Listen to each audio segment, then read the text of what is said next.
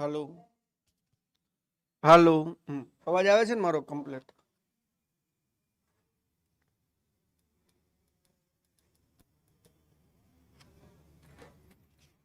ચાલો ભીલા, શું મારો અવાજ તમને બધાને એકદમ ક્લિયર આવી રહ્યો છે? ગુડ ઇવનિંગ, કેમ છો બધા? મજામાં?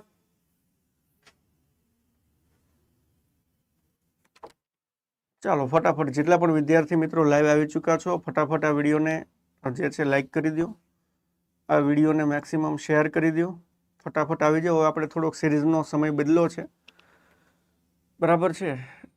હવે આપણી સિરીઝનો સમય રહેવાનો છે સાંજે 5 વાગ્યાનો, બરાબર.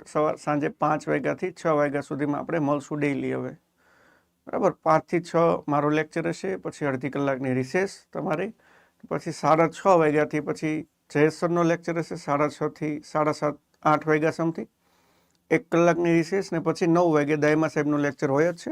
તો એવી રીતે સિક્વન્સની અંદર ત્રણેય લેક્ચર આપણે ગોઠવા છે. 5 વાગે મારો, 6:30 વાગે જયેશ સરનો, અને પછી 9 વાગે દાયમા સાહેબનો તો પહેલેથી આવે જ છે, બરાબર છે. ચાલો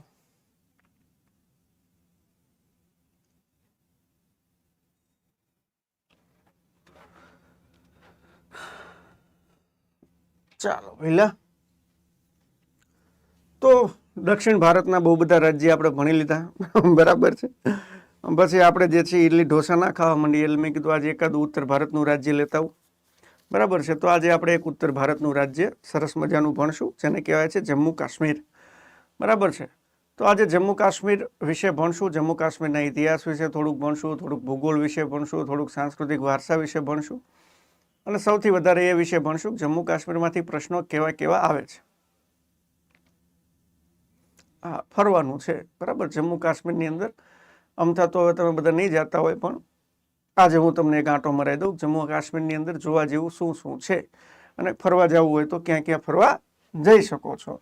તો સૌથી પહેલા આપણે નકશાની અંદર, બરાબર છે, જમ્મુ કાશ્મીર જોઈ લઈએ. તો પહેલા જમ્મુ કાશ્મીર ખૂબ મોટું હતું, પણ જ્યારથી જમ્મુ કાશ્મીર અને લદ્દાખને અલગ અલગ કર્યા છે, ત્યારથી આટલું જમ્મુ કાશ્મીર જે છે એ વધ્યું છે, બાકીનું જે છે લદ્દાખ બની ગયું છે. તો આ છે ભાઈ જમ્મુ કાશ્મીર, બરાબર છે. આને જમ્મુ કાશ્મીર કહેવાય છે. આર્ટિકલ 370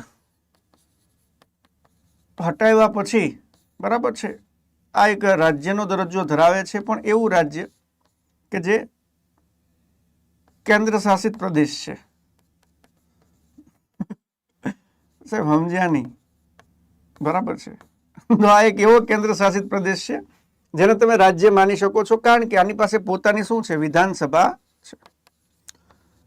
અને આ લોકોની એવી ડિમાન્ડ છે કે ભાઈ અમને જે છે પૂર્ણ રાજ્યનો દરજ્જો આપો. ગવર્મેન્ટ ના નથી પાડતી, ગવર્મેન્ટ હંમેશા એવું કહે છે કે હા હા બિલકુલ આપશું, બરાબર છે, થોડાક સમય રાહ જુઓ, અમે તમને બિલકુલ એક રાજ્યનો દરજ્જો આપશું. એટલે આ લોકો હજી બિચારા કન્ફ્યુઝ છે કે અમે રાજ્ય છીએ કે કેન્દ્ર શાસિત પ્રદેશ છીએ. તો હાલની અંદર જમ્મુ કાશ્મીરનું સ્ટેટસ એવું છે કે જમ્મુ કાશ્મીર એક કેન્દ્ર શાસિત પ્રદેશ છે, બરાબર છે, જેને રાજ્ય બનવાની ઈચ્છા છે, જે ભૂતકાળમાં પણ રાજ્ય હતું, પણ હાલમાં કેન્દ્ર શાસિત પ્રદેશ છે. આની અંદર વિધાનસભા છે, બરાબર ને. વિધાનસભાના હમણાં ઇલેક્શન થયા હતા, અને અહીંયા જે મુખ્યમંત્રી જે છે એ ઉમર અબ્દુલ્લા છે, અને આ ઉમર અબ્દુલ્લાની પાર્ટીનું નામ છે નેશનલ કોન્ફરન્સ. તો અત્યારે નેશનલ કોન્ફરન્સની સરકાર છે અત્યારે, બરાબર છે. એનસી, નેશનલ કોન્ફરન્સની સરકાર અત્યારે જમ્મુ કાશ્મીરની અંદર છે, બરાબર. ઉમર અબ્દુલ્લા જે છે ત્યાંના સીએમ છે. તો અહીંયા લેફ્ટનન્ટ ગવર્નર કોણ છે? તો લેફ્ટનન્ટ ગવર્નર હાલની અંદર જમ્મુ કાશ્મીરની અંદર છે ભાઈ મનોજ સિન્હા. મનોજ સિન્હા જે છે હાલની અંદર જમ્મુ કાશ્મીરની અંદર લેફ્ટનન્ટ ગવર્નર તરીકે સેવાઓ આપે છે. હવે આપણે જમ્મુ કાશ્મીર વિશે આગળ જઈએ. ચાલો વાત કરીએ જમ્મુ કાશ્મીરના ઇતિહાસથી શરૂ કરાય, બરાબર છે. તો જમ્મુ કાશ્મીરનો તમે ઇતિહાસ ગોતતા પાછળ જાઓ તો કેટલેક પાછળ જવું પડે. તો આમ તો જમ્મુ કાશ્મીરનો ઇતિહાસ બહુ જૂનો છે. જમ્મુ કાશ્મીરનો ઓરિજિનલ ઇતિહાસ જે છે એ આપણને અમુક શાસ્ત્રો પુરાણોની અંદર મળે છે. જમ્મુ કાશ્મીર જે છે એ સાપોનો વિસ્તાર હતો, જે તે સમયે અહીંયા ખૂબ સાપ રહેતા હતા. એની પછી ઋષિ કશ્યપ આવે છે. ઋષિ કશ્યપ જે છે આ ધરતીને સાપોથી મુક્ત કરે છે અને પોતાની તપસ્થલી બનાવે છે. ઋષિ કશ્યપ એ જ ઋષિ કે જેમને સૂર્યદેવના પિતા ગણવામાં આવે છે, બરાબર છે. જે સૂર્યદેવના પિતા છે એ ઋષિ કશ્યપ, બરાબર. ઋષિ કશ્યપ એક મહાન ઋષિ છે. એમના નામ ઉપરથી જ આ વિસ્તારનું નામ જે છે કાશ્મીર પડ્યું.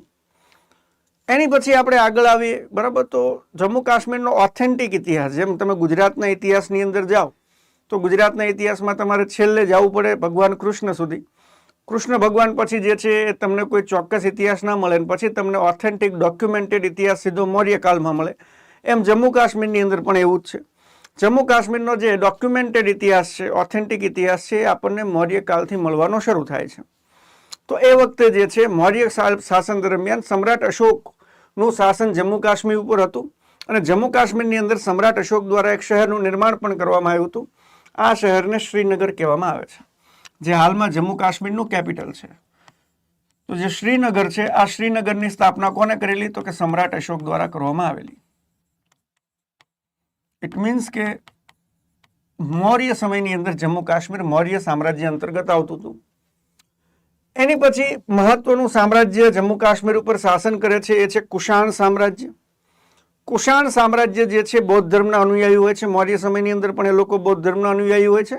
કુષાણ લોકો પણ બૌદ્ધ ધર્મના અનુયાયી હોય છે, બરાબર. કુષાણ સામ્રાજ્યની અંદર કનિષ્ક, બરાબર, કનિષ્કનું શાસન અહીંયા જમ્મુ કાશ્મીરમાં થાય છે, અને બૌદ્ધ ધર્મનો અહીંયા ખૂબ સારો એવો પ્રચાર પ્રસાર કરવામાં આવે છે. એની પછી કારકોટ વંશ ખૂબ મહત્વનો વંશ છે. શું કામ? કારણ કે જમ્મુ કાશ્મીરની અંદર એક મહત્વનું મંદિર આવેલું છે, સૂર્ય મંદિર, જેને કહેવાય છે માર્તંડ સૂર્ય મંદિર. આ માર્તંડ સૂર્ય મંદિર જે છે એ કારકોટ વંશના રાજાઓ દ્વારા બંધાવવામાં આવેલું છે. આથી આ મંદિર અને આ વંશ જે છે કારકોટ વંશ સ્થાપત્યના દ્રષ્ટિકોણથી જમ્મુ કાશ્મીરમાં મહત્વનો છે. આનો સમય છે ઈસવીસન 625 થી 855. મતલબ કે આ વંશ પૂરો થયો પછી ઇસ્લામિક ઇન્વેઝન જમ્મુ કાશ્મીરમાં શરૂ થયું, કારકોટ વંશ પછી. કારણ કે 855 સુધી જે છે એ મુસ્લિમોનું આક્રમણ ભારત ઉપર શરૂ નહોતા થયા. એની પછી ઉત્પલ વંશ આવે છે, એની પછી લોહાર વંશ આવે છે. આવી રીતે અલગ અલગ વંશો આવે છે. મૌર્ય, કુષાણ, કારકોટ, ઉત્પલ અને એની પછી લોહાર વંશ. એની પછી મુસ્લિમ શાસન જમ્મુ કાશ્મીરમાં શરૂ થાય છે ભાઈ 1346માં. પ્રોપર શરૂ થાય છે 1346ની અંદર. 1346માં શાહ મીર વંશનું શાસન જમ્મુ કાશ્મીરમાં આવે છે, અને આનું શાસન જે છે એટલું બધું ક્રૂર નહોતું, બરાબર છે. હિન્દુ મુસ્લિમ એકતા ટાઈપનું શાસન હતું. હિન્દુઓ પ્રત્યે આને સારી એવી સહિષ્ણુતા દર્શાવી, બરાબર. અને આના કામની અંદર, આના જે છે સમયકાળની અંદર કોઈ ખરાબ ઘટનાઓ જે છે શાહમીર વંશના સમયની અંદર નથી બની. એની પછી બીજો વંશ આવે છે ચક વંશ. 1586 થી 1586 એકદમ ટૂંકા ગાળા માટેનો વંશ છે, જેને શાહમીર વંશને ઉથલાવી નાખ્યો પણ પોતે પણ લાંબુ શાસન કરી શક્યો નહીં, એ ચક વંશ. એની પછી આગળ જઈએ તો આધુનિક ભારત શરૂ થઈ જાય છે, અને એની અંદર મુઘલ સામ્રાજ્ય આવી જાય છે. મુઘલ સામ્રાજ્યની અંદર, બરાબર છે, જહાંગીર હોય કે શાહજહાં હોય, બધાનું જે છે દિલની ધડકન હતું કાશ્મીર. બધા કાશ્મીરની મુલાકાત લેતા, આ લોકોએ જ ફેમસ કર્યું, મુઘલોએ જ ફેમસ કર્યું છે કે કાશ્મીર એટલે સ્વર્ગ. અને એકચ્યુઅલમાં કાશ્મીર એટલે સ્વર્ગ જ છે, બીજું સ્વિટ્ઝરલેન્ડ છે, બરાબર. તો મુઘલ સામ્રાજ્યની અંદર જે છે કાશ્મીરનો સારો એવો વિકાસ થાય છે. કાશ્મીર મુઘલો માટે એક લોકપ્રિય સ્થળ હતું, બધા જ મુઘલ બાદશાહો અહીંયા મુલાકાત લેવા માટે આવતા હતા. એની પછી અફઘાન શાસન આવે છે 1751 થી 1819માં, જ્યારે મુઘલ શાસન જે છે એકદમ વીક થઈ જાય છે. ઔરંગઝેબનું મૃત્યુ થઈ જાય છે, અને પછી જે છે એ દિલ્હીની અંદર અંદરો અંદર જ એકબીજાના બધા ગળા કાપવાની શરૂઆત કરી દે છે. એ વખતે જે છે દિલ્હીની આજુબાજુનો વિસ્તાર મુઘલોનો કંટ્રોલમાં હોય છે. બાકી જે બધા સૂબા હોય છે એ બધા પોતપોતાની રીતે પોતપોતાના સ્વતંત્ર સલ્તનત જાહેર કરી દે છે, અને જમ્મુ કાશ્મીર જેવી દૂરની જગ્યાઓ જે છે ત્યાં બીજા વંશના શાસન આવી જાય છે. તો 1751 થી 1819 સુધી અફઘાન શાસન જે છે એ આવે છે. અફઘાન શાસનની અંદર ખૂબ અત્યાચાર થાય છે. અહીંયા ભયંકર પ્રકારનો અત્યાચાર જે છે અફઘાન શાસનની અંદર 1751 થી 1819 વચ્ચે થાય છે. એની પછી આની અંદર રાહત દેવા માટે જે છે મહારાજા રણજીતસિંહ, શીખ સામ્રાજ્યની શરૂઆત 1819 થી 1846. મહારાજા રણજીતસિંહ જે છે એ પંજાબ ઉપર શાસન કરતા હતા, સારા એવા અફઘાનિસ્તાનના ભાગ ઉપર શાસન કરતા હતા, પાકિસ્તાન ઉપર શાસન કરતા હતા, અને એની સાથે સાથે જમ્મુ કાશ્મીર ઉપર પણ એમનું શાસન હતું મહારાજા રણજીતસિંહનું.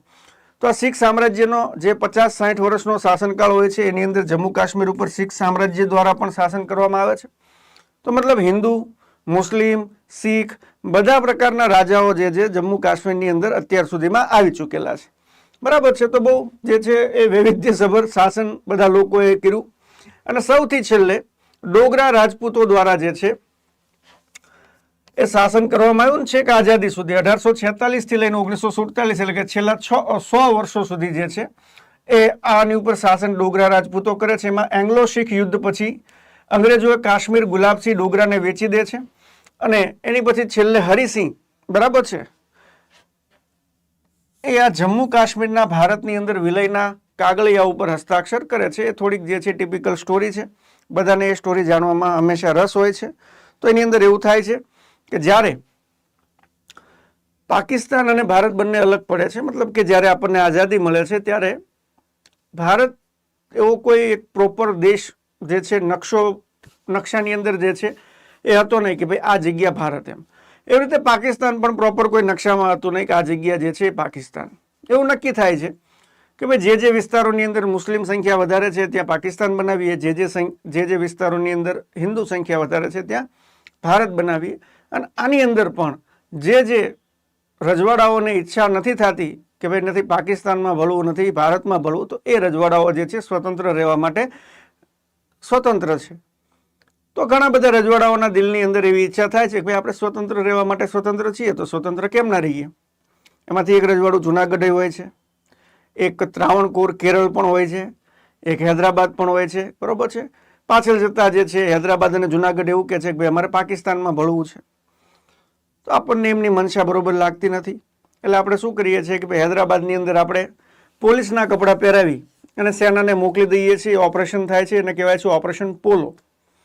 જુનાગઢની અંદર તો આપણા લોકલ પબ્લિક જ પહોંચી જાય છે. આરજી હુકુમત અંતર્ગત જે છે ફાયરિંગ બાયરિંગ બધું બહુ વ્યવસ્થિત થાય છે જુનાગઢ ઉપર. અને જુનાગઢ જે છે આપણી જે છે સિવિલ જનતા, આપણી જે સામાન્ય નાગરિકો છે એના દ્વારા જીતી લેવામાં આવે છે. અને જુનાગઢના નવાબ જે છે પાકિસ્તાન ભાગી જાય છે. અને એમને હજી સુધી સત્તાની અંદર તો છે જ બિલાવલ ભુટ્ટો જે છે એમના છોકરા સમથિંગ જ છે એ બધું. બરોબર છે. એટલે જુનાગઢ અને હૈદરાબાદ બંનેનું તો સમાધાન એકદમ ક્લિયર કટ આવી જાય છે. ત્રાવણકોરના રાજા જે છે આ બધું જોવે છે કે ભાઈ આ તો ભેગા ન ભળીએ તો આવું બધું કરે છે, તો એમ નામ માની જાય છે. બરાબર. એક જમ્મુ કાશ્મીર બાકી રહી જાય છે. જમ્મુ કાશ્મીરના જે રાજા હતા હરિસિંહ, બરાબર છે. તો હરિસિંહની એવી ઈચ્છા હતી, બરાબર છે, કે ભાઈ આપણે જે જમ્મુ કાશ્મીર છે તો પાકિસ્તાનમાં તો આપણે નથી ભળવું, પણ આપણે જે છે એ આપણું જે લોકેશન છે એ ખૂબ સરસ છે. જેમ કે અહીંયા આપણું લોકેશન અફઘાનિસ્તાન સાથે ભળે છે, આ બાજુ આપણે ચીન સાથે બોર્ડર ધરાવીએ છીએ, આ બાજુ આપણે નવા પાકિસ્તાન સાથે બોર્ડર ધરાવશું, નીચેની સાઈડ આપણે ભારત સાથે બોર્ડર ધરાવશું. બરાબર છે. આ બાજુ આપણે જે છે તિબેટ, એ વખતે દેશ હતો અલગથી તિબેટ સાથે પણ આપણે બોર્ડર ધરાવશું. બરાબર છે. તો કંઈ વાંધો નથી એમ. અહીંયાથી આપણે મધ્ય એશિયા સાથે આપણે જે છે એ કોન્ટેક્ટ બનાવી શકીએ છીએ. બરાબર છે. અહીંયાથી નીચે ભારત સાથે કોન્ટેક્ટ બનાવી શકીએ છીએ. અહીંયા પણ દરિયો લઈ શકીએ. કરાચી પાસેથી આપણે પાકિસ્તાન પાસે દરિયો લઈ લઈશું, એટલે કોઈ એવો બધો ઇસ્યુ નહીં આવે. તો લોકેશન જમ્મુ કાશ્મીરનું ખૂબ સારું હતું એમ. બરાબર છે. અહીંયા ટુરિસ્ટ પ્લેસ પણ આપણે ડેવલપ કરી શકીએ. એક ટ્રાન્સપોર્ટેશન માટેના રૂટવાળા દેશ તરીકે પણ આપણે ડેવલપ થઈ શકીએ. તો આવા બધા વિચારસરણી સાથે એમને એવી ઈચ્છા હતી કે ભાઈ આપણે એક અલગ સ્વતંત્ર જમ્મુ કાશ્મીર દેશ તરીકે રહીએ એમ. પણ એમની અંદરથી એવી ઈચ્છા પણ હતી કે આપણે ભારતની અંદર ભળી જઈએ, પણ નિર્ણય નહોતા લઈ શકતા. બરોબર છે. એટલે વારંવાર જે છે સરદાર વલ્લભભાઈ પટેલના જે અંગત સચિવ, એ વખતના જે સચિવ હતા, બરોબર છે, મેનન, બરોબર છે, કે મેનન, બરોબર છે, એ ઘણી વખત એમની પાસે જાય છે કે ભાઈ તમે ક્યારે સહી કરો છો, પણ એ હંમેશા જે છે કંઈક ને કંઈક વાત કરીને ટાળે છે કે ભાઈ થોડાક દિવસ પછી એવું કંઈક ટાળે છે. અને આમ કરતાં કરતાં બરોબર છે એ આપણે અહીંયા જુનાગઢ જે છે એ ભારતની અંદર ભેળવી લઈએ છીએ. હવે જુનાગઢની અંદર કેવો પ્રશ્ન હતો? જુનાગઢની અંદર પ્રશ્ન એવો હતો કે રાજા મુસ્લિમ હતા, પ્રજા હિન્દુ હતી. પ્રજા વિદ્રોહ કરે છે અને ભારતની અંદર ભળી જાય છે. હવે આ જ લોજિક જો જમ્મુ કાશ્મીર ઉપર લગાવવામાં આવે તો જમ્મુ કાશ્મીરની અંદર રાજા હિન્દુ હતા, પ્રજા મુસ્લિમ હતી. જો પ્રજા બળવો કરે અને પાકિસ્તાનમાં ભળી જાય તો એ કાયદેસર રીતે ભળી શકતા હતા. તો મોહમ્મદ અલી ઝીણા જે છે એક નાની એમથી ગેમ રમે છે. મોહમ્મદ અલી ઝીણા એવું વિચારે છે કે આપણે એક કામ કરીએ, જમ્મુ કાશ્મીર ઉપર એટેક કરી દઈએ. જમ્મુ કાશ્મીર ઉપર એટેક કરશું તો ત્યાંના મુસ્લિમો જે છે આપણી તરફમાં આવી જશે, તો આપણે આખું જમ્મુ કાશ્મીર જે છે એને પાકિસ્તાનની અંદર ભેળવી દઈશું. આવા પ્લાન સાથે એક સેના બનાવે છે કારણ કે એ વખતની જે પાકિસ્તાનની સેના હોય છે એ તો ના પાડે છે કે ભાઈ એના જે વડા હોય છે એ ના પાડે છે કે ભાઈ મારે આવી રીતે એટેક કરવો નથી, કારણ કે એક અંગ્રેજ અધિકારી હોય છે અને ભારતીય સેનાના પણ વડા હોય છે, પાકિસ્તાની સેનાના પણ વડા હોય છે. એટલે ઓફિશિયલી આવી રીતે કોઈ આક્રમણ કરવાની, કોઈ એટેક કરવાની ના પાડે છે. જ્યાં સુધી હું બંને સેનાનો વડો છું ત્યાં સુધી આપણે એટેક નહીં કરીએ, પછી તમારે આગળ જે કરવું એ કરજો. એટલે અનઓફિશિયલી આર્મીના કપડાં ઉતારી, આતંકવાદીઓના કપડાં પહેરાવી અને પાકિસ્તાની સેનાને જમ્મુ કાશ્મીરની અંદર મોકલવામાં આવે છે. એની સાથે બીજા બધા જે કબાયલી જંગલી ટાઈપના માણસો હતા ત્યાં, બરાબર છે, તો એ લોકોને પણ સાથે મોકલવામાં આવે છે. એ લોકો જે છે એ જમ્મુ કાશ્મીરની અંદર જેમ જેમ આગળ વધતા જાય એમ લોકોને મારતા જાય છે, બળાત્કાર કરતા જાય છે, લૂંટફાટ કરતા જાય છે. એમ કરતાં કરતાં છે કે શ્રીનગર જે જમ્મુ કાશ્મીરનું કેપિટલ છે એનાથી 40-50 કિલોમીટર દૂર હોય છે. ત્યારે હરિસિંહને એવું થાય છે કે જો અત્યારે પણ હું નિર્ણય નહીં લઉં તો એવું બનશે કે કદાચ આખું કાશ્મીર લૂંટાઈ જશે. અહીંની મહિલાઓ જે છે એમને કાં તો મારી દેવામાં આવશે, કાં તો એમને રેપ કરી લેવામાં આવશે, અથવા તો એમને ગુલામ બનાવી અને આ લોકો પોતાની સાથે લઈ જશે. અને આ બધા નરસંહારનું કારણ એકનો એક હું બનીશ. એટલે એનાથી બેટર છે કે હું ભારતની અંદર ભળી જાઉં અને ભારતને આ નિર્ણય કહી દઉં. એટલે ફોન કરે છે કે ભાઈ અમે ભારતમાં ભળવા માટે તૈયાર છીએ, બરાબર છે, અમે સહી કરી દેવા માટે તૈયાર છીએ, તમે તમારી સેના મોકલો, અમારી ઉપર આક્રમણ થઈ ગયું છે. પછી સરદાર વલ્લભભાઈ પટેલ અહીંયાથી બાય પ્લેન સેના મોકલે છે, કારણ કે એ વખતે જમ્મુ કાશ્મીરમાં જવા માટેના રસ્તાઓ આપણી પાસે નહોતા. આપણે પાકિસ્તાન અને ભારત એક હતું, એટલે આપણે પાકિસ્તાનવાળા માર્ગથી જમ્મુ કાશ્મીર હંમેશા જતા, નહીં કે ભારતના કોઈ માર્ગથી જમ્મુ કાશ્મીર જતા. એટલે જે માર્ગ ડેવલપ થયા હતા એ બધા પાકિસ્તાન થઈ અને જમ્મુ કાશ્મીર જવા માટેના માર્ગ હતા. એટલે પાકિસ્તાનની સેનાને કોઈ તકલીફ નથી પડતી, એ સીધા રોડ ઉપર હાલ્યા આવતા હોય એમ સેના લઈને સીધા જમ્મુ કાશ્મીરમાં ઘૂસી જાય છે. જ્યારે ભારતીય સેના ત્યાં પહોંચવા માટે કેપેબલ હોતી નથી, કારણ કે આપણી પાસે એ વખતે રસ્તાઓ જ નહોતા. એટલે બાય પ્લેન એ વખતે જે છે ઇન્ડિયન આર્મીને ઉતારવામાં આવે છે જમ્મુ કાશ્મીરમાં. ઇન્ડિયન આર્મી જમ્મુ કાશ્મીરમાં ઉતરે છે બાય પ્લેન, બરાબર છે, અને પછી જે છે યુદ્ધ કરે છે અને યુદ્ધ કરી અને પાકિસ્તાની સેનાને પાછળ ખદેડે છે. પાછળ ખદેડતા એક લિમિટ સુધી આવે છે, બરાબર છે. ત્યારે જવાહરલાલ નહેરુ એવી જાહેરાત કરે છે કે ભાઈ આજે જમ્મુ કાશ્મીરનો મુદ્દો છે, આ મુદ્દો એક આંતરરાષ્ટ્રીય મુદ્દો છે અને આ મુદ્દાની અંદર યુનાઇટેડ નેશન્સ હસ્તક્ષેપ કરે અને જે સાચું હોય, બરાબર છે, એવો ન્યાય કરે. આવું એક સ્ટેટમેન્ટ આપે છે, સાઇન કરે છે અને આ મુદ્દાને ઇન્ટરનેશનલાઇઝ કરી દે છે, બરાબર છે. હવે એ આંતરરાષ્ટ્રીય મુદ્દો બની ગયો છે, હજી સુધી સોલ્વ નથી થયો. તો જે બોર્ડરે આપણે અટકી ગયા હતા એની આ બાજુના ભાગને આપણે આપણું જમ્મુ કાશ્મીર કહીએ છીએ, એની પેલી સાઈડના ભાગને જેને પાકિસ્તાને ખોટી રીતે કબજાવી લીધેલું છે એને પાકિસ્તાન ઓક્યુપાઈડ કાશ્મીર તરીકે આપણે ઓળખીએ છીએ. એ હજી પણ આપણો સંકલ્પ છે કે આપણે ક્યારેક ને ક્યારેક એ ભાગને ભારતની અંદર પાછો ભેળવી દઈશું, બરાબર છે. આપણા કબજાની અંદર જે કાશ્મીર છે, બરાબર છે, એ કાશ્મીરનું કેપિટલ છે શ્રીનગર અને પાકિસ્તાનના કબજામાં જે કાશ્મીર છે એનું કેપિટલ છે મુઝફ્ફરાબાદ, બરાબર છે. તો અહીંયા આથી હવે આપણે સ્ટોરી આગળ શરૂ કરીએ. ચાલો, તો આવી રીતે કાશ્મીરના છેલ્લા રાજા કોણ હતા? તો છેલ્લા રાજા હતા હરિસિંહ. પછી હરિસિંહ સાથે બહુ સારું કરવામાં નથી આવતું. પછી શું થાય છે કે હરિસિંહ જે છે એમની સાથે એક રીતે જોવા જાવ તો એમની સાથે પણ ખૂબ અન્યાય થયો છે. હરિસિંહે આખું સ્ટેટ જે છે એ ભારત સરકારને આપી દીધું, બરાબર. એની પછી ભારત સરકારે હરિસિંહ સાથે શું કર્યું? ભારત સરકારે હરિસિંહ સાથે એવું કર્યું કે જે લોકો એક્ટિવિસ્ટ હતા એ સમયે, બરાબર છે, જેની અંદર આ જે ઉમર અબ્દુલ્લાના દાદા હતા, બરાબર છે, એમને ત્યાંના મુખ્યમંત્રી બનાવી દેવામાં આવે છે. પછી એમને પ્રધાનમંત્રીનો હોદ્દો આપવામાં આવે છે. જમ્મુ કાશ્મીરને બહુ બધી જે છે એમના કહેવા ઉપર સુખ સુવિધાઓ આપવામાં આવે છે જે બીજા કોઈ પણ રજવાડાને આપવામાં નહોતી આવી, બીજા કોઈ પણ ભારતીય રાજ્યને આપવામાં નહોતી આવી. બહુ બધી સુવિધાઓ, અલગ ઝંડો આપવામાં આવે, અલગ બંધારણ આપવામાં આવે છે, ત્યાંના મુખ્યમંત્રીને પ્રધાનમંત્રીનો હોદ્દો આપવામાં આવે છે. અને હરિસિંહને એવું કહી દેવામાં આવે છે કે હવે તમારે આજીવન ક્યારેય પણ જમ્મુ કાશ્મીરની અંદર પગ નહીં મૂકવાનો. બાકીનું શેષ જીવન હરિસિંહ જે છે મુંબઈની અંદર વિતાવે છે, ક્યારેય પણ પોતાના ઘરે જમ્મુ કાશ્મીરમાં પાછા ફરી શકતા નથી.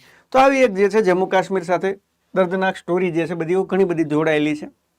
આગળ વધીએ, બરાબર છે. તો આ ભાગ છે, આ આપણા કબજાની અંદર જે જમ્મુ કાશ્મીર છે એનો ભાગ છે. આ જે ભાગ છે આ ચાઇનાના કબજામાં છે, જેની આપણે ક્યારેય વાત કરતા નથી, બરાબર છે. આ જે ભાગ છે આ પાકિસ્તાનના કબજામાં છે. આ જે ભાગ છે આ પણ પાકિસ્તાનના કબજાની અંદર હાલમાં છે. આ જે ભાગ છે આ લદ્દાખનો ભાગ છે અને આ જે ભાગ છે આ જમ્મુ કાશ્મીરમાં. ગ્રીન છે એ કાશ્મીર છે અને નીચે તમને ઓરેન્જ દેખાય છે આ જમ્મુ છે. કાશ્મીરની અંદર મુસ્લિમોની સંખ્યા વધારે છે,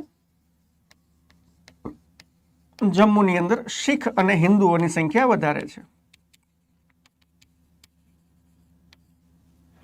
ક્લિયર છે? તો આ ટાઈપનું જે છે જમ્મુ કાશ્મીરનું વિભાજન છે.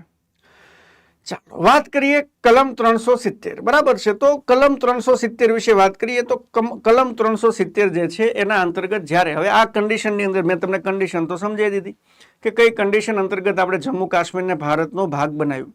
આ કન્ડિશનની અંદર જે છે ભારત સરકારને એ વખતે એવું લાગ્યું કે આમને થોડા ઘણા વધારે સવલતો આપીએ, થોડાક અલગ ઓટોનોમી આપીએ, થોડીક વધારે સ્વતંત્રતા આપીએ તો આ લોકો આપણી ઉપર જે છે આફરી કરી જશે ને આપણને એમ કહેશે વાહ દોસ્ત વાહ, તમે તમારી જેવું તો કોઈ માણા નહીં. એટલે આપણે એક આર્ટિકલ બનાવ્યો. બરાબર છે? સંસદની પરવાનગી વગર. બરાબર છે? આ આર્ટિકલની ખાસ વિશેષતા એ છે કે આ આર્ટિકલ બનાવવાની અંદર સંસદની એ વખતે કોઈ મંજૂરી લીધી નહોતી, બસ મજા આવીને બનાવી નાખ્યો હતો. આર્ટિકલ 370. આર્ટિકલ 370 શું કહે છે? તો કે સંરક્ષણ, વિદેશી બાબતો, નાણાં અને સંદેશા વ્યવહાર જેવા તમામ ક્ષેત્રો ઉપર સત્તા કોની હશે? તો કે ભાઈ કેન્દ્ર સરકારની સત્તાઓ હશે. રાજ્યની વિધાનસભાની મંજૂરી. બરાબર છે? તો ભારતીય સંસદને કોઈ પણ કાયદો બનાવવો હશે તો એમને હંમેશા જમ્મુ કાશ્મીરની વિધાનસભાની મંજૂરી લેવી પડશે, બાકી ભારત સરકારનો કોઈ પણ કાયદો જમ્મુ કાશ્મીરમાં લાગુ નહીં પડે. આની સિવાય જમ્મુ કાશ્મીર પાસે પોતાનો એક અલગ ધ્વજ રહેશે, અલગ પોતાનું એક રાજ્ય પ્રતીક રહેશે. આની સિવાય ફક્ત રાજ્યના કાયમી નિવાસીઓ માટે જ સરકારી નોકરીઓ રહેશે. તમારે જો સરકારી નોકરી જમ્મુ કાશ્મીરમાં જઈને કરવી હોય તો તમે ના કરી શકો, ત્યાંના લોકો જ ત્યાં નોકરી કરી શકે, 100% રિઝર્વેશન. બરાબર છે? આની સિવાય બંધારણની કેટલીક જોગવાઈઓ જે છે એ ત્યાં લાગુ નહીં પડે. બરાબર છે? સીધી રીતે નહીં લાગુ પડે. બરાબર છે? એ રાજ્યની વિધાનસભાની મંજૂરી પછી જ લાગુ પડશે. બરાબર? બાકી કેવું હોય કે દાખલા તરીકે સંસદ કોઈ કાયદો બનાવે ને તો એ બધા રાજ્યો પર લાગુ પડી જાય. જેમ કે સંસદ અત્યારે દાખલા તરીકે કોઈ પણ કાયદો બનાવે XYZ, દાખલા તરીકે કેવી રીતે તમને ઉદાહરણ તરીકે સમજાવું, દાખલા તરીકે કોઈ સંસદે હવે એવો કાયદો બનાવ્યો કે ભાઈ પેપર ફોડવા ઉપર. બરાબર છે? હવે કોઈ પણ વ્યક્તિ પેપર ફોડશે કોમ્પિટિટિવ એક્ઝામના તો એને જે છે આજીવન કેદની સજા આપણે આપી દઈશું. આવો સંસદે કાયદો બનાવ્યો, આખા ભારતની અંદર લાગુ થઈ જાય. પણ જમ્મુ કાશ્મીર વાળા જોવે ઠીક લાગુ કર્યા જેવો છે કે નથી કર્યા જેવો. જો એમની ઈચ્છા થાય કે ભાઈ કર્યા જેવો છે તો કરે, ના ઈચ્છા થાય તો ના કરે. આવું પહેલા હતું, હવે નથી. બરાબર? આની સિવાય જમ્મુ કાશ્મીરની અંદર બીજી એક વ્યવસ્થા એવી હતી કે ભાઈ જમ્મુ કાશ્મીરની અંદર જો કોઈ વ્યક્તિ પુરુષ હોય અને કોઈ સ્ત્રી સાથે લગ્ન કરે જે જમ્મુ કાશ્મીરની ના હોય તો આ સ્ત્રી જે છે એ જમ્મુ કાશ્મીરની નાગરિક બની જાય. પણ જો કોઈ જમ્મુ કાશ્મીરની સ્ત્રી કોઈ બહારના રાજ્યના પુરુષ સાથે લગ્ન કરે તો આ પુરુષને તો જમ્મુ કાશ્મીરની નાગરિકતા નથી જ મળતી, આ સ્ત્રીની નાગરિકતા પણ જતી રહે છે. બરાબર છે? તો આ ટાઈપના થોડાક વિચિત્ર ટાઈપના જે છે નિયમો જમ્મુ કાશ્મીરની અંદર આર્ટિકલ 370ના નામે ચાલતા હતા. ભારત સરકારે બહુ મહત્વનો પગલું લીધું.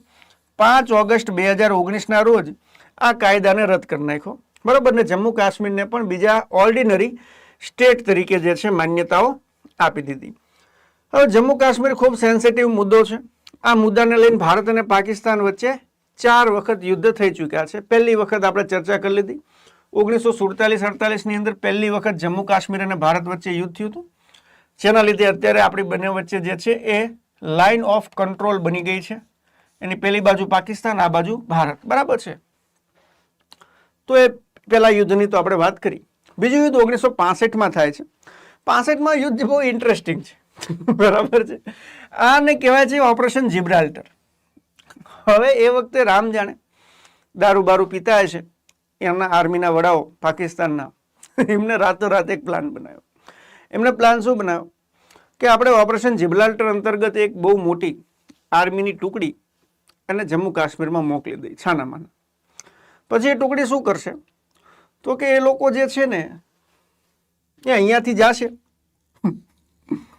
અને અહીંયા જઈ અને ભારતના જમ્મુ કાશ્મીર સાથેના બધા માર્ગો બ્લોક કરી નાખશે.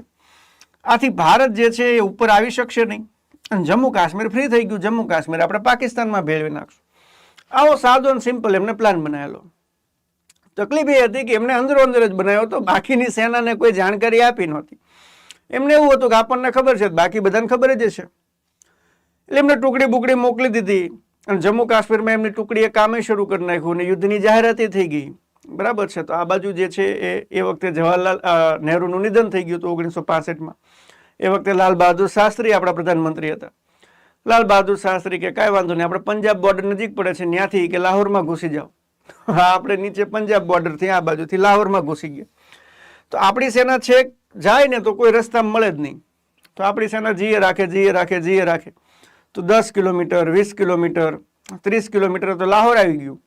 તો કોઈ મળ્યા જ નહીં સામે પાકિસ્તાનની સેનાવાળા. આપણી સેનાવાળા થોડાક જે છે એ અસમંજસમાં આવ્યા કે ભાઈ આ કોઈ ટ્રેપ છે કે કોઈ આપણને ફસાવાની સાજિશ છે. નહીતર તો એવું બને ને કે યુદ્ધની અંદર 30 કિલોમીટર આપણી સેના જાય છે અને કોઈ આવતું નથી આપણું સ્વાગત કરવા માટે. તો 2-4 જણને મોકલા જાઓ જોતા હો તો કે આર્મી કેમ્પમાં બધા શું કરે છે. આર્મી કેમ્પમાં આપણી સેના ગઈ ને તો કોઈક જે છે કપડાં ધોતું હતું, કોઈક સવારમાં ચા પીતું હતું, કોઈક વાસણ ઉટકતું હતું, કોઈક જે છે હંજવારી કાઢતું હતું આર્મી કેમ્પમાં. આવી બધી હાલત હતી. એટલે આપણી સેનાવાળા જઈને કે ભાઈ તમારે યુદ્ધ બુદ્ધ નહીં કરવાનું કે અમે બધા તો આવી ગયા. તો કે અમને એવી કંઈ ખબર જ નથી. કે પછી પાછળ જતાં ખબર પડી કે પાકિસ્તાનના જે આર્મીના વડા છે એમનો પર્સનલ પ્લાન હતો. આ બાકીની આર્મીને કંઈ ખબર નહોતી, એરફોર્સને કંઈ ખબર નહોતી, નેવીને કંઈ ખબર નહોતી અને એ લોકો યુદ્ધની અંદર ઉતરી ગયા હતા. બરાબર. પછી તાશ્કંદની અંદર ભારત અને પાકિસ્તાન વચ્ચે સમાધાન થાય છે અને એ તાશ્કંદની અંદર લાલ બહાદુર શાસ્ત્રીનું નિધન થઈ જાય છે. લાહોર શું લેવા પાછું આપી દીધું એમને, આપણને કાશ્મીર આપી દીધું, આપણે એમને લાહોર આપી દીધું. હરખું થઈ ગયું ને બે બાજુથી. બરાબર છે. તો આપણે જે છે એમ લાહોર સુધી ઘૂસી ગયા હતા. એ લોકો જમ્મુ કાશ્મીરની અંદર ઘણા આગળ સુધી ઘૂસી ગયા હતા. બરાબર છે. એટલે હામી આપણે બે એકબીજાને બધું પાછું આપી દીધું, નોર્મલ થઈ ગયું. બરાબર. તો આવી રીતે 1965નું યુદ્ધ થાય છે. ત્રીજું યુદ્ધ આપણી ભારત અને પાકિસ્તાન વચ્ચે થયું છે 1971નું યુદ્ધ. એ આપણે બાંગ્લાદેશને આઝાદ કરાવવા માટે પાકિસ્તાન સાથે લડ્યા હતા. એની અંદર પણ પહેલ પાકિસ્તાન જ કરી હતી. આપણી ઈચ્છા હતી કરે, એમને આપણી ઈચ્છા પૂરી કરી, એમને આપણી ઉપર યુદ્ધ કર્યું ને પછી આપણે ધબધબાટી બોલાવી નાખીને પાકિસ્તાનના 2 ભાગ કરી નાખ્યા. એ 1971નું યુદ્ધ. એની પછી મહત્વનું છે 1999નું કારગિલ યુદ્ધ. કારગિલ યુદ્ધની અંદર શું હતું? કારગિલ યુદ્ધમાં એવું હતું કે અહીંયા લદ્દાખની અંદર આ જે ભાગ રહ્યો ને, આ ભાગ, આ છે કારગિલ. અહીંયા થોડુંક નીચે અહીંયા કારગિલ છે. અને અહીંની પહાડીઓમાંથી અહીંયાથી શ્રીનગરથી જે લેહ જવાનો માર્ગ છે ને અહીંયા થઈને નીકળે છે. એટલે તમારો જો કબજો અહીંયા હોય ને તો તમે લેહ અને શ્રીનગર વાળો માર્ગને તમે જે છે અટકાવી શકો. અને તમે આ યુદ્ધ તો સમજી શકો જો તમને ખ્યાલ હોય જમ્મુ કાશ્મીર અને લદ્દાખનું જે છે ભૌગોલિક વિસ્તાર. અહીંથી ડાયરેક્ટ જમ્મુ કાશ્મીર જવાના આપણી પાસે રસ્તાઓ પહેલાં નહોતા. હવે સરકારે બહુ બનાવી નાખ્યા છે, પહેલાં નહોતા. પહેલાં આપણે શું કરવું પડતું? પહેલાં ભારતથી પહેલાં જવાનું અહીંયા લદ્દાખ બાજુ, ને લદ્દાખથી આમ જમ્મુ કાશ્મીર બાજુ જવાનું. અહીંયા જવા માટે એક જ ટનલ હતી, જવાહર ટનલ. બીજા કંઈ રસ્તાઓ આપણી પાસે હતા નહીં. એટલે મોટા ભાગનું ટ્રાફિક આવી રીતે આમ વાયા લદ્દાખ થઈને જમ્મુ કાશ્મીર જતું. એટલે જો આ રસ્તો તોડી નાખો, બરાબર છે, તોય તે તમે જે છે જમ્મુ કાશ્મીર સાથે કનેક્શન તોડી શકો. એટલે એ લોકોએ શું કર્યું કે અહીંયા જે છે એ પહાડીઓ છે બરફથી ઢકાઈ ગયેલી, ત્યાં ખૂબ બરફ પડે શિયાળાની અંદર માઇનસ. કારગિલમાં આજે પણ વિશ્વનું સૌથી 2nd નંબરનું સૌથી ઠંડુ જ્યાં માણસ રહેતા હોય એવું સ્થળ હાલમાં કારગિલમાં છે. ત્યાં ગામ છે, ત્યાં -56 ડિગ્રી તાપમાન થઈ જાય, ત્યાં લોકો હજી પણ રહે છે. તો -55-56 ડિગ્રી તાપમાનની અંદર આપણે સૈનિકોને ઉપર કારણ વગર બેસાડીએ તો એમના જે છે એ જીવને જોખમ. બરાબર. પાકિસ્તાનવાળા સૈનિકોને જોખમ, આપણી વચ્ચે જોખમ. એટલે આપણે એક સમજૂતી હતી કે ભાઈ નહીં તમારા સૈનિક રાખવાના, નહીં અમારા સૈનિક રાખવાના. શિયાળામાં, ઉનાળાની અંદર પાછા આપણે મોકલી દઈશું. એટલે આપણા સૈનિકો જેવો શિયાળો ચાલુ થયો એવો પાકિસ્તાનના સૈનિકો ઉતર્યા, આપણા સૈનિકો પણ ઉતરી ગયા. પછી સાનામાના એ લોકો જે છે પાછા ઉપર ચડી ગયા. એમને જે છે આ એક પ્રકારની સમજૂતી હતી એનો ભંગ કરી દીધો અને ઉપર જઈ અને બેસી ગયા. અને થોડાક જે છે એ ચરવાહા ટાઈપના માણસો હતા, બધા બકરી ચરાવતા ત્યાં. એ લોકો જોઈ ગયા કે આ પહાડીઓ ઉપર જે છે દુશ્મનો આવીને બેસી ગયા. એમને આર્મીને ખબર કરી, આર્મીને ખ્યાલ આવ્યો અને આર્મીએ ઓપરેશન શરૂ કર્યું. એ જે યુદ્ધ આપણે કર્યું એ યુદ્ધને કહેવાય છે કારગિલ યુદ્ધ. એ પહાડી ઉપર જે લોકો ચડી ગયા હતા એમને આપણે જે છે ત્યાં જઈ અને માર્યા. અને એઝ ઇટ ઇઝ પાકિસ્તાન એવું કીધું કે ભાઈ અમારા માણસો નથી, બરોબર છે, ને પોતાની લાશો, પોતાના સૈનિકોની લાશો લેવાને પણ એમને ના પાડી દીધી કે અમારા સૈનિકો નથી. અને અત્યારે એ લોકો એક્સેપ્ટ કરે છે કે અમારા સૈનિકો છે, અને એ વખતે એમને ના પાડી દીધી હતી કે અમારા સૈનિકો નથી. આટલા ખોટા બોલો દેશ છે પાકિસ્તાન, બરાબર. તો 1999, 1971, 1965, 1947-48નું યુદ્ધ, તો આવી રીતે 4 યુદ્ધ જમ્મુ કાશ્મીર માટે ભારતે લડી લીધેલા છે. ચાલો, હવે આપણે સાંસ્કૃતિક દ્રષ્ટિકોણથી વારંવાર પરીક્ષામાં પૂછાતા પ્રશ્નની વાત કરીએ તો એક પ્રશ્ન વારંવાર જમ્મુ કાશ્મીરનો પૂછાય છે, ખીર ભવાનીનો મેળો. ખીર ભવાની અથવા તો ક્ષીર ભવાની, આવી રીતે આને ઓળખવામાં આવે છે, અથવા તો આને જે છે એ રાગન્યા દેવી તરીકે પણ ઓળખવામાં આવે છે. તો વારંવાર પરીક્ષામાં પૂછાય છે કે ભાઈ ખીર ભવાનીનો મેળો ક્યાં ભરાય છે? જમ્મુ કાશ્મીરની અંદર ભરાય છે. અને આ મેળાનો ઉલ્લેખ રાજ તરંગીણી નામનું જે પુસ્તક છે, જે કલ્હણ દ્વારા લખવામાં આવ્યું છે, જેની અંદર કાશ્મીરનો ઇતિહાસ છે, તો આ રાજ તરંગીણીની અંદર પણ ખીર ભવાનીના મેળાનો ઉલ્લેખ જોવા મળે છે. અને આની એક ખાસિયત છે કે જ્યારે કોઈક આપદા આવવાની હોય તો આ મેળા, આ મંદિરની અંદર જે કુંડ છે, કુંડનું પાણી કાળું થઈ જાય. આ પાણી કાળું થઈ જાય એટલે સમજવાનું કે ભાઈ અહીંયા જે છે કોઈને કોઈ આફત જે છે આવવાની છે જમ્મુ કાશ્મીર ઉપર મોટી. શ્રીનગરના બોહરી કડલની અંદર કાશ્મીરના યોગી કૃષ્ણ પંડિત ટપલુને માતાજી સપનામાં આવ્યા હતા અને એમને મૂર્તિ દેખાડી અને પછી જે છે આની સ્થાપના કરી. ભૃગુ સંહિતા નામનું એક બહુ મોટું જ્યોતિષનું પુસ્તક છે. ભૃગુ ઋષિ આપણા ગુજરાતના થઈ ગયા, ભરૂચના હતા, ભૃગુ કચ્છ, બરોબર છે. ભરૂચનું પેલા નામ હતું ભૃગુ ઋષિ ઉપરથી હતું, જેને આપણે અત્યારે ભરૂચ કહીએ છીએ. એમના દ્વારા લખેલું પુસ્તક છે, બરોબર છે, ભૃગુ સંહિતા. ભૃગુ સંહિતાની અંદર પણ ખીર ભવાનીના મેળાનો ઉલ્લેખ જે છે જોવા મળે છે. હિન્દુ દેવતાઓના રિવાજ મુજબ દેવીના ઘણા નામ છે. રાગન્યા દેવી છે, રાજના દેવી છે, બરાબર છે, ભગવતી છે, ભવાની છે. તો આવી રીતે માતાજીને ઓળખવામાં આવે છે. અને ત્યાંના જે કાશ્મીરી પંડિતો છે એમના માટે બહુ આસ્થાનું સ્થળ છે આ, બરોબર છે, ખીર ભવાનીનો મેળો.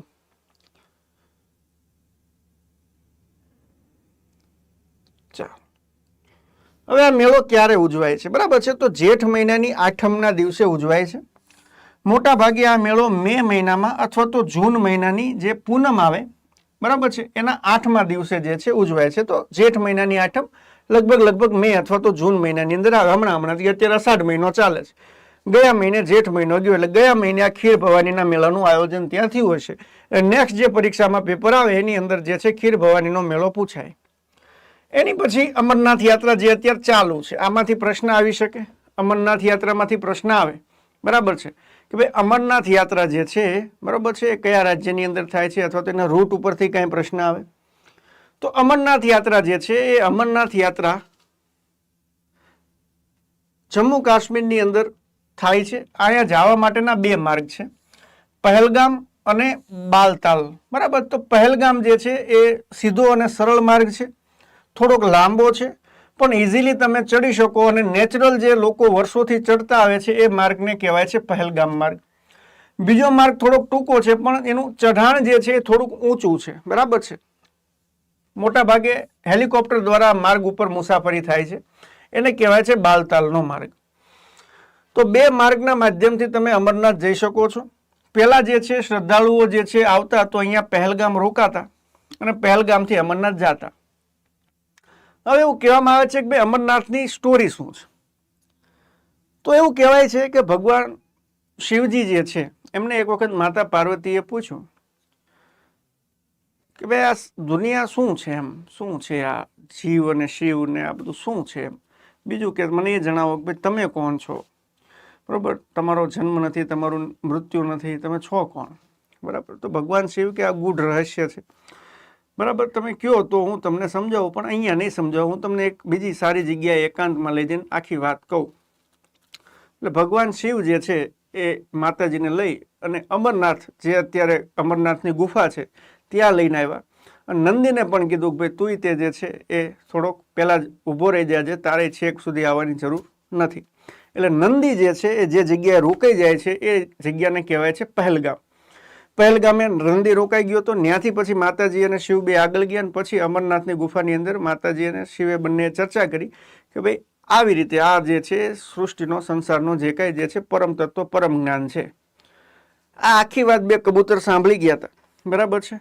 અને એ 2 કબૂતર હાલની તારીખમાં પણ તમને અમરનાથની અંદર જોવા મળે. આજથી જે લોકો 50 વર્ષ પહેલા ગયા છે તો એ કબૂતર ન્યા જ હતા, આજે પણ એ કબૂતર ન્યા જ છે, આવનારા 50 વર્ષ પછી પણ એ કબૂતર ન્યા જ તમને જોવા મળશે, બરાબર છે ને. આવું ને આવું તમે 500 વર્ષ જૂના પુસ્તકો જુઓ તેની અંદર પણ એ 2 કબૂતરનો ઉલ્લેખ છે.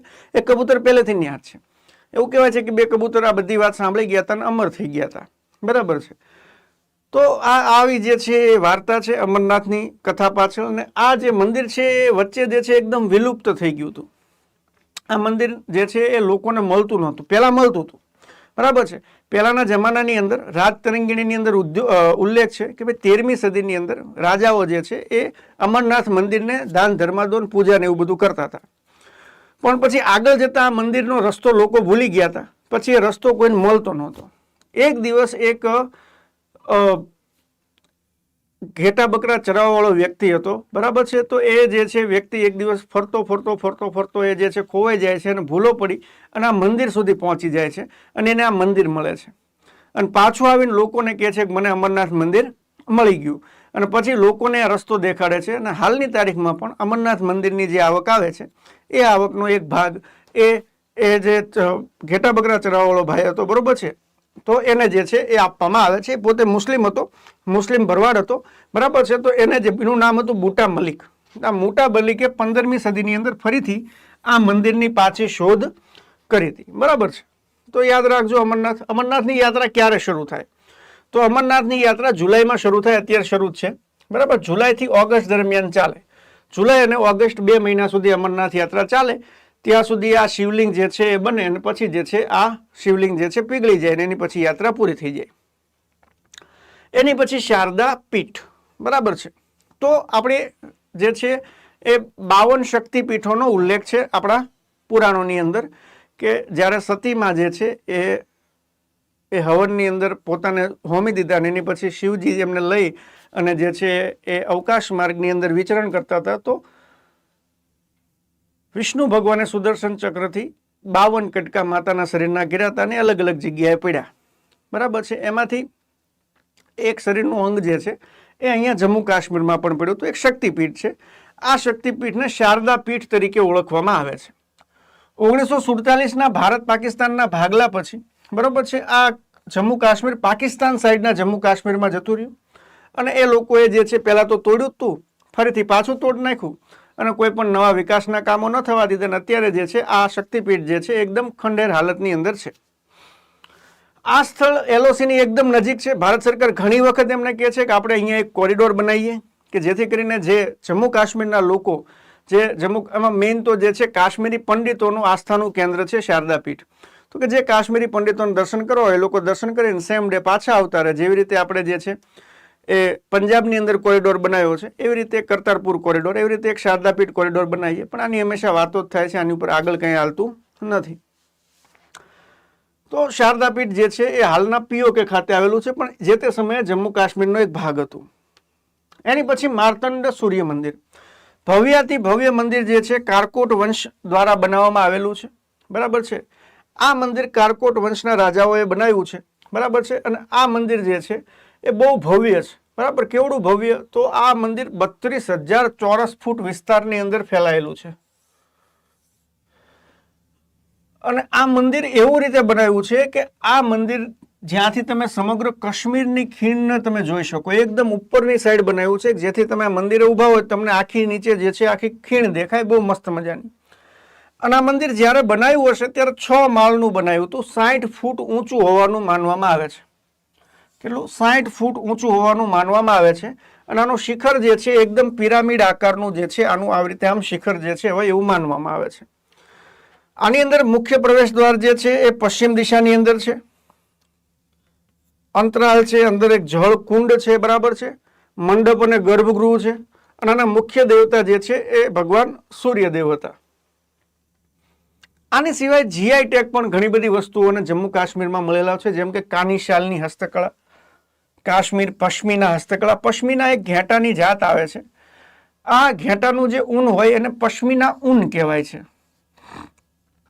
અને આ ઊનમાંથી જે છાલ બને એને પશ્મિના શાલ કહેવાય છે. તો મોટા ભાગે જમ્મુ કાશ્મીર, લદ્દાખ, નેપાળ અને ઉત્તરાખંડ આ 4 રાજ્યની અંદર આ પશ્મિનાનો હસ્તકળાના તમને જે છે જોવા મળે છે.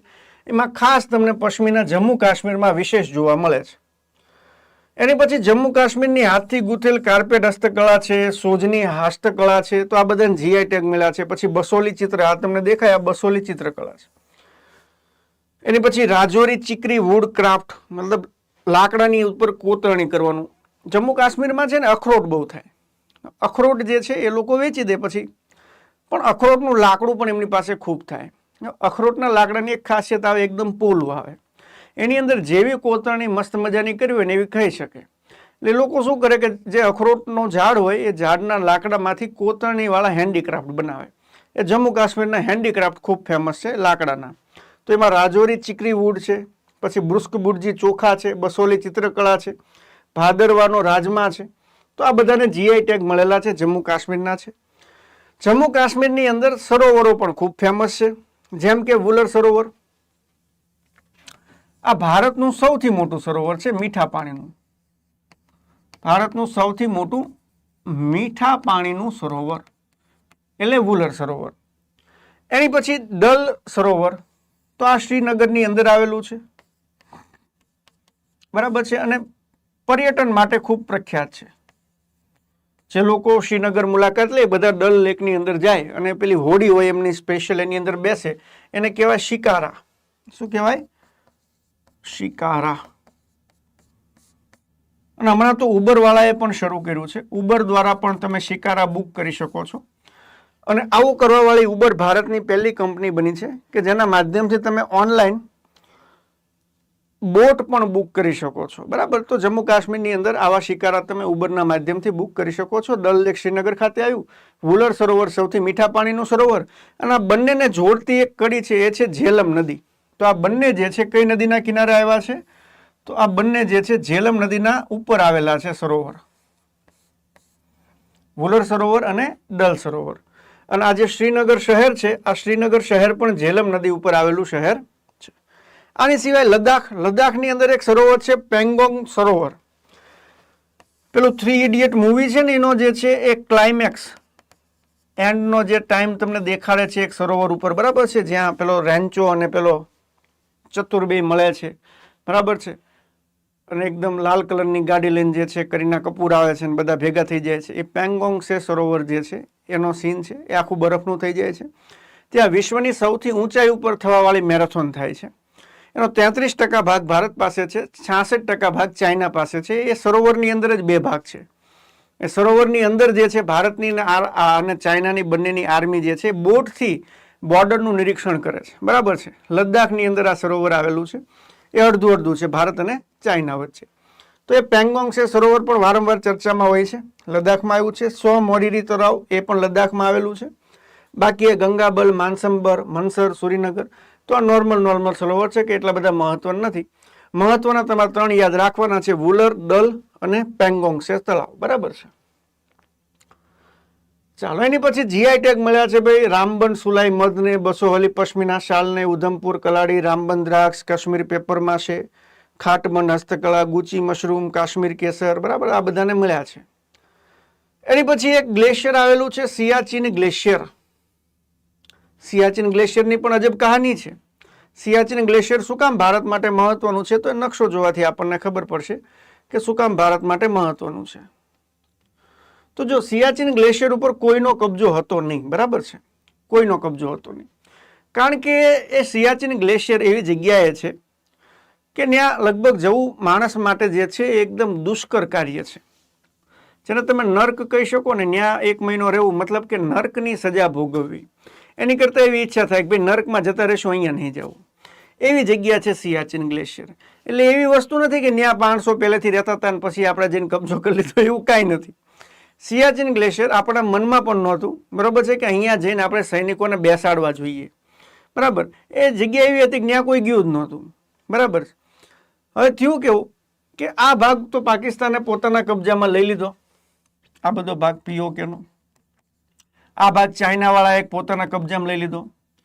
આ ભાગ જે છે આટલો ભાગ આ ગિફ્ટમાં પાકિસ્તાને ચાઇનાને આપી દીધો, જાણે એમના બાપાનું હોય એમ.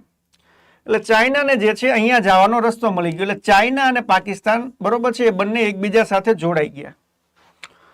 હવે આપણા માટે ખતરારૂપ હતા કારણ કે બંને આપણા દુશ્મન, બરાબર. એટલે આપણે શું નક્કી કર્યું કે ભાઈ આપણે જે છે એ આ બંનેઓના રૂટ ઉપર નજર રાખવી જોઈએ. એટલે આપણે એવી જગ્યા ઉપર કબજો કરવો જોઈએ કે જ્યાંથી આ બંનેના રૂટ ઉપર એટેક કરી શકીએ અને આ રૂટને ગમે ત્યારે તોડી શકીએ. એવી જગ્યા નકશાની અંદર એક જ હતી, એ હતું સિયાચીન ગ્લેશિયર. એકદમ દુર્ગમ સાહસવાળી જ વસ્તુ હતી આ કરવું એ. એટલે આપણે જે છે ઈચ્છા થઈ કે ભાઈ આ સિયાચીન ગ્લેશિયર ઉપર આપણે કબજો કરી લઈએ તો આખો રૂટને આપણે કંટ્રોલ કરી શકીએ. એટલે આપણે ઓપરેશન મેઘદૂત લોન્ચ કર્યું અને અહીંયા ઉપર જવા માટે ઠંડા કપડાં સીવડાવવા માટે આપણા સૈનિકો જે છે વિદેશમાં ગયા. તો આપણને જાણકારી મળી કે ભાઈ અમે તમને કપડાં નહીં સીવીને આપી શકીએ, કારણ કે અમારી પાસે અત્યારે પાકિસ્તાનનો ઓર્ડર છે. પાકિસ્તાનને જોઈ છે આ કપડાં. ભારતના સૈનિકોને ખબર પડી કે ભાઈ આ તો પાકિસ્તાનવાળા ચડવાના પ્લાનમાં છે એમ. હવે એવડે પહોંચી પહેલાં આપણે પહોંચી જવું પડશે. એટલે આપણા સૈનિકો કેટલા મનોબળના એકા હશે કે એમને જે છે કપડાં વગર ઉપર ચડી ગયા.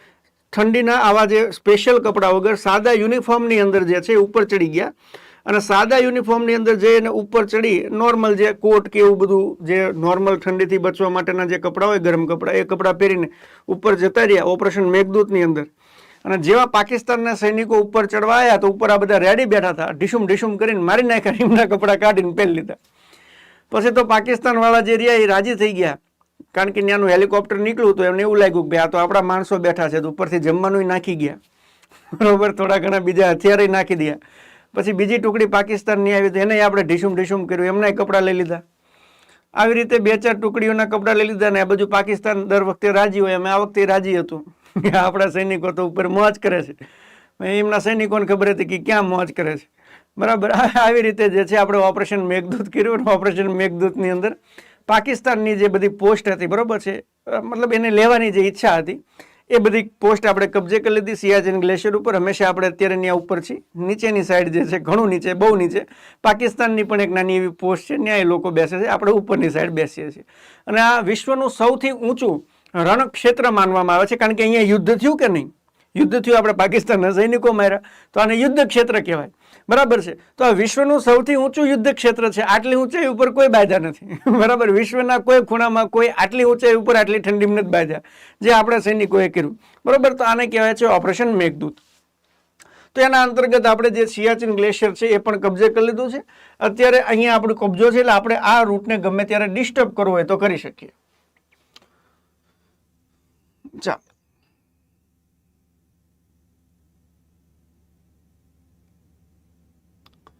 એની પછી વાત કરીએ જંગલો કયા કયા આવેલા છે. તો જો જમ્મુ કાશ્મીરની અંદર કેવું છે, બરફ પડે, બરાબર છે, તો વૃક્ષોની અંદર આપણી કરતાં વધારે બુદ્ધિ હોય.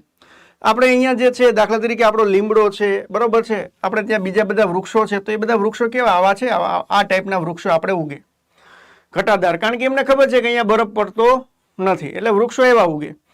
પણ જમ્મુ કાશ્મીરમાં ખૂબ બરફ પડે છે, એટલે ત્યાંના વૃક્ષો સ્માર્ટ થઈ ગયા. એમને ખબર પડી કે બરફ પડે છે, અહીંયા ભરાઈ જાય બધે બરફ, અને આપણે જે છે પડી જાય, આખું ઝાડવું પડી જાય, એ કરતાં બેટર છે કે આપણે છે ને આવી રીતે ઉગો. એટલે જમ્મુ કાશ્મીરની અંદર તમને વૃક્ષો આવા જોવા મળશે, આમ નીચેની સાઈડ એમનો ઢાળ પડતો નહીં એવા, એટલે બરફ પડે તો એ જે નીચે સરકી જાય. બરાબર, તો જમ્મુ કાશ્મીરમાં એ ટાઈપના જે છે વૃક્ષો તમને જોવા મળે છે. પાઇનના વૃક્ષો આને કહેવામાં આવે છે. શુષ્ક પાનખર જંગલો છે, પાઇનના જંગલો છે, શુષ્ક સમશીતોષ્ણ જંગલો છે, અલ્પાઇનના જંગલો છે, ઠંડા શુષ્ક ઝોનના જંગલો છે. તો આવા બધા જંગલો તમને જમ્મુ કાશ્મીરમાં 6 પ્રકારના જંગલો જોવા મળે છે. ચાલો ભાઈ, જમ્મુ કાશ્મીરની સાથે સાથે બીજું એક ઘટના પણ બહુ મહત્વની છે, જોડાયેલી છે, રેઝાંગલા. બરાબર, રેઝાંગલા શું છે, તો 1962નું જે યુદ્ધ થયું ને લદ્દાખની અંદર, ચાઇનીઝ સૈનિકો જે છે 1962ના યુદ્ધમાં આપણી હાર થઈ હતી. બરાબર છે, આપણે સ્વીકારવું જોઈએ કે આપણી હાર થઈ હતી, આપણી પાસે પ્રિપેરેશન નહોતી, એટલે આપણે પ્રિપેર નહોતા લડવા માટે, કોઈ આઈડિયા જ નહોતો કે લડવાનું થશે. બરાબર છે, એ વખતે જે છે સેનાની કમાન્ડ પણ એવા સશક્ત કહી શકાય, બરાબર, એવા લોકોના હાથમાં નહોતી. બરાબર, થોડોક જે છે એ પરિવારવાદ એની અંદર ચાલ્યો હતો, અને પરિવારવાદી લોકોના હાથની અંદર એ વખતે અફસોસ સાથે કહી શકાય કે સેનાનું નેતૃત્વ પણ હતું. બરાબર છે, એટલે એ વખતે જે છે આપણે એ યુદ્ધ હારી ગયા હતા. એવા વ્યક્તિઓને સેનાની કમાન્ડ આપી દેવામાં આવી હતી કે જેમને કોઈ દિવસ જીવનની અંદર ગ્રાઉન્ડ ઉપર યુદ્ધ કેવું આવે એ જોયું જ નહોતું. યુદ્ધ કરવાની વાત તો દૂર નહીં રહી, એ યુદ્ધની કમાન્ડ એવા લોકોના હાથમાં હતી કે જેમને જોયું જ નહોતું કે યુદ્ધ કેવું આવે. બરાબર છે. એ લોકો જે છે એ રાશનનો હિસાબ રાખતા હતા કે ભાઈ રાશન કેટલું જાય કેટલું આવે. એવા લોકોને જે છે કમાન્ડ આપી દીધી કે તમે યુદ્ધનું જે છે આયોજન કરો ને આપણે યુદ્ધ કરશું. આની ઉપર આખી એક પછી સમિતિ બની છે, બરાબર. એના આ બધા નિષ્કર્ષો છે કે ભાઈ 1962નું યુદ્ધ હાર્યા તો એને પાછળના રીઝન શું છે. તો આ બધા રીઝન એની અંદર સમિતિએ આપેલા છે. રેઝાંગલા, તો એ આખું યુદ્ધ તો આપણે હારી ગયા હતા, પણ ઘણા મોરચા ઉપર આપણે જીતા હતા. જેમાંનો એક મોરચો હતો રેઝાંગલાનો. રેઝાંગલાની અંદર કેવું હતું કે ખબર મળી હતી કે ભાઈ અહીંયાથી 2000 જેટલા જે છે એ ચાઇનીઝ સૈનિકો આવવાના છે. એટલે એ સૈનિકો આવવાના છે કે નથી આવવાના, 2000 આવવાના છે કે 200 આવવાના છે, બરોબર છે, એ બધું નક્કી કરવા માટે એક આખી રેજિમેન્ટ જે છે એ મોકલવામાં આવે છે. કુમાઉ રેજિમેન્ટની એક ટુકડી ત્યાં મોકલવામાં આવે છે. હવે ખાસિયત એ ટુકડીની એ હતી કે એ ટુકડીની અંદર કોઈ પરિપક્વ સૈનિક નહોતા. મતલબ કે જે યુદ્ધ કરવાના અનુભવી હોય, 4-5 વર્ષ 7 વર્ષની આર્મીની અંદર નોકરી હોય, એવા કોઈ વ્યક્તિ નહોતા. એની અંદર જેટલા સૈનિકો હતા મોટા ભાગના જે છે એ આહિર સૈનિકો હતા, બરાબર છે. અને એ સૈનિકોની હજી ટ્રેનિંગ શરૂ હતી. એ લોકોની ટ્રેનિંગ એ પૂરી નહોતી થઈ, ટ્રેનિંગ શરૂ હતી ને એમને જે છે સીધા યુદ્ધની અંદર મોકલી દીધા હતા. એમાંથી અનુભવી વ્યક્તિ એ સેનાના કમાન્ડર હતા, મેજર શેતાનસિંહ, એ અનુભવી વ્યક્તિ હતા. હવે આ લોકો જે છે યુદ્ધ પૂરું થઈ જાય છે ચાઇનાનું, એની પછી બધા હિસાબ થતા હોય ને કે ભાઈ કેટલા સૈનિકો જે છે નિધન પામ્યા, કેટલા સૈનિકો વીરગતિને પ્રાપ્ત થયા, બરોબર, કેટલા સૈનિકો મળતા નથી. આવી રીતે આખું એ જે છે એ બધું લિસ્ટ બને. એની અંદર આ ટુકડીનો કોઈ અતોપતો નહોતો. તો ભારત તરફથી એવું સમજ્યા હતા કે ભાઈ એ અનુભવહીન ટુકડી હતી, બરાબર છે. એ લોકોએ ટ્રેનિંગ હજી પૂરી કરી નહોતી, તો કદાચ એ યુદ્ધ જોઈને બી ગયા હોય અને ભાગી ગયા હોય એવું બની શકે. તો આવું વિચારીને એમની કોઈ શોધખોળ જે છે કરવાનું આ લોકોએ મૂકી દીધેલું. આ તો બરફ ઓગળો ધીમે ધીમે ધીમે, અને બરફ ઓગળો પછી ત્યાંથી જે લોકો આવવા જવાના શરૂ થયા પછી 2 મહિના પછી ખબર પડી કે અહીંયા તો આખી એક ટુકડી જે છે એઝ ઇટ ઇઝ છે, એના બોડી પડેલા છે. અને જે મેજર શેતાનસિંહ જે આખી ટુકડીને લીડ કરતા હતા, 2 મહિના પછી એમની આંગળીઓ બંદૂક ઉપર જ હતી, બરાબર છે. તો એ અને પછી જાણવા મળ્યું કે 2000ની આખી પલટન આવી હતી અને આ 120 જણાની ટુકડીએ 2000ની પલટનને રોકી હતી અને પાછી મોકલી દીધી હતી, બરોબર. તો આટલું વીરતાથી જે છે આપણા જવાનો લડ્યા હતા. તો 1962ની અંદર કુમાઉ રેજિમેન્ટ 13ના જવાનો દ્વારા રેઝાંગલાનું યુદ્ધ જે છે કરવામાં આવ્યું. તો આ યુદ્ધ બહુ ફેમસ યુદ્ધ છે, ભારતના મહાન યુદ્ધોમાંના એક યુદ્ધ તરીકે આને જે છે ગણવામાં આવે છે. મેજર શેતાનસિંહને પછી પરમવીર ચક્રથી પણ સન્માનિત કરવામાં આવે છે. ચાલો, એની પછી છે કારાકોરમ ઘાટ, બરાબર છે. તો કારાકોરમ ઘાટ જે છે એ ભારતનો સૌથી ઊંચો ઘાટ છે. ચીનનું જે શેન્જિયાંગ પ્રદેશ છે એને લદ્દાખના લેહ સાથે જોડતો કામ છે. તો ચીનમાંથી જે આ ચીન છે, બરાબર છે, ચીનમાંથી તમારે લદ્દાખમાં આવવું હોય તો કેવી રીતે આવવાનું, તો કે કારાકોરમ ઘાટ દ્વારા તમે આવી શકો છો, બરાબર છે. તો આ શેન્જિયાંગથી જે છે એ લદ્દાખ આવવાનો માર્ગ એટલે કારાકોરમ ઘાટ. તો યાદ રાખજો, ચીનને લદ્દાખ સાથે જોડે છે. પછી પેસિલા ઘાટ છે, બરાબર, જમ્મુ કાશ્મીરમાં કારગિલ અને કાશ્મીરને જોડતો માર્ગ એટલે પેસિલા ઘાટ શિયાળામાં બંધ થઈ જાય છે. કારાકોરમ ઘાટ જે છે શિન્જિયાંગ અને ભારતને જોડે છે, લદ્દાખ અને લેહને, બરાબર છે, ચીન સાથે જોડે છે. એની પછી શ્યોક નદી, આને જે છે રિવર ઓફ ડેથ કહેવામાં આવે છે, મોતની નદી. આ નદી જે છે બહુ મહત્વની છે, બરાબર છે. આ એશિયાથી લદ્દાખ સુધીનો પ્રાચીન માર્ગ જે સિલ્ક રૂટ હતો, મધ્ય એશિયાથી લદ્દાખ સુધી જવાનો, એની અંદર આ શ્યોક નદીનો ઉલ્લેખ તમને વારંવાર જોવા મળે છે. આ શ્યોક નદીને રિવર ઓફ ડેથ કહેવામાં આવે છે, કારણ કે આમાં ચાલતા ગમે ત્યારે જે છે એ પૂર આવી જાય, ગમે ત્યારે બરફ ઓગળે, માણસો મરી જાય. તો પહેલાના જમાનાની અંદર અહીંયાથી જે છે વટે માર્ગો નીકળતા સિલ્ક રૂટ ઉપર થઈને, તો બહુ બધા લોકો આમાં મરી જતા. એટલે આ નદીને એ વખતે નામ આપેલું, બરોબર છે, મોતની નદી. ચાલો, એની પછી અરુ ખીણ આવેલી છે. કાશ્મીરી ભાષામાં અદાવ તરીકે ઓળખાતું અરુ, અથવા તો જેને કહેવાય અનંતનાગ જિલ્લાનું પર્યટન સ્થળ અરુ. આ એકદમ અહીંયા વાદીઓની વચ્ચે આવેલું, આમ ચારે બાજુ જુઓ તમને એવું લાગે સ્વર્ગની અંદર બેઠા છીએ, અહીંયા જીવીએ છીએ કે ઉપડીને સ્વર્ગમાં પહોંચી ગયા એવું લાગે. તો વચ્ચે નાનું એવું ગામ ને ચારે બાજુ જે છે ખીણો, બરાબર છે. તો આ અરુ ગામ પણ બહુ ફેમસ છે. એની પછી ઓવેરા બાયોસ્ફિયર, અહીંયા અરુ ગામની બાજુમાં જ બાયોસ્ફિયર છે, બરાબર, શ્રીનગરથી 76 કિલોમીટર દૂર છે. તો આ એક રીતે આપણે થોડો ઘણો ઇતિહાસ જે છે જોયો છે એનો, તો કે જમ્મુ કાશ્મીર રાજ્યનો. તો આ છે આપણું જમ્મુ કાશ્મીર રાજ્ય. આમાંથી વારંવાર પ્રશ્નો પૂછાય છે, આવતી વખતે પ્રશ્નો પૂછાશે તો તમને 100% યાદ આવશે જ આ લેક્ચર, બરાબર છે. આ મળીએ પાછા આવતીકાલે સાંજે 5 વાગે પાછા મળશું, બરાબર છે. પાછું કોઈક નવું રાજ્ય લઈને આપણે આવશું અને પાછા એ રાજ્યની ચર્ચા આપણે ડિટેલની અંદર કરશું. તો મળીએ આવતીકાલે પાછા. ત્યાં સુધી રજા આપો. જય હિન્દ ગુજરાત, વંદે માતરમ ગુજરાત, બાય બાય ગુજરાત. માતાજી તમને બધાને કાયમ સુખી રાખે.